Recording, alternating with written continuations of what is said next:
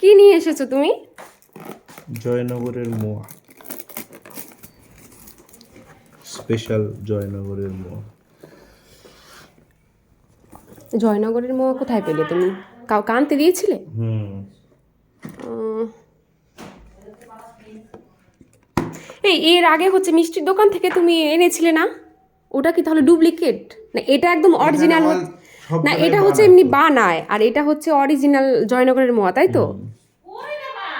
আমি খাইনি এখনো। দেখি আমি একটু খেয়ে দেখি কেমন লাগে। সে চিরা মাখানো সেরকম টাইপের না?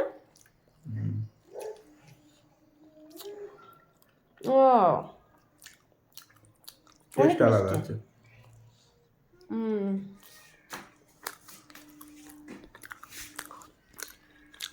ভালো খেতে।